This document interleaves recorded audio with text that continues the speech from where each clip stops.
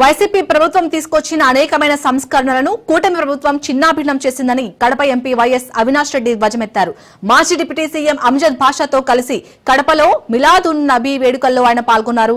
రాష్ట్రంలో ప్రస్తుతం జరుగుతున్న అనేకమైన పరిణామాలు ఆందోళనకు గురిచేస్తున్నాయని పేర్కొన్నారు. గత ప్రభుత్వం తీసుకొచ్చిన అనేక ప్రజాపయోగమైన పథకాలను నిర్వీర్యం చేశారన్నారు.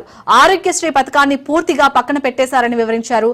విద్యార్థుల కోసం ప్రవేశపెట్టిన విద్యా దీవెన, వసతి దీవెన వంటి పథకాలు సైతం ఎత్తివేశారని తెలిపారు.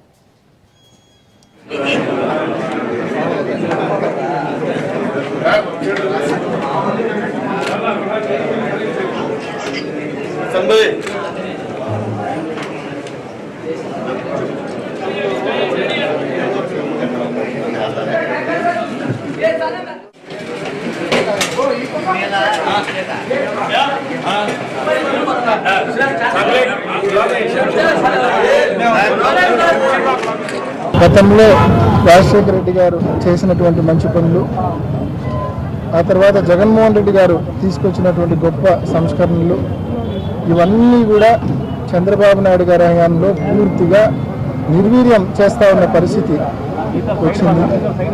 ముఖ్యంగా ఒక్కసారి మనం గతం చూస్తే ఆరోగ్యశ్రీ ఏదైతే రాజశేఖర రెడ్డి గారు ఆరోగ్యశ్రీ అనే పథకం తీసుకొచ్చారో, ఇవాళ ఆరోగ్యశ్రీ పరిస్థితి ఏంటంటే హాస్పిటళ్లకు బిల్లులు ఇవ్వడంలా దాదాపు 3,500 కోట్ల రూపాయల బకాయిలు ఉన్నాయి. గతంలో జగన్మోహన్ రెడ్డి గారు ముఖ్యమంత్రిగా ఉన్నప్పుడు ప్రతి నెలకో 2 నెలలకో బిల్లులు చెల్లించేవాడు. ఈ ప్రభుత్వం వచ్చిన తర్వాత 15 మాసాలుగా ₹1 బిల్లు చెల్లించడం.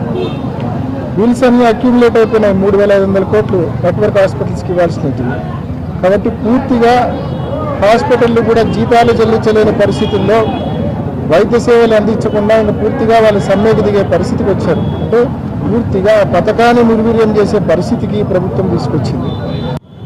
గతంలో రాజశేఖర రెడ్డి గారు చేసినటువంటి మంచి పనులు, ఆ తర్వాత జగన్మోహన్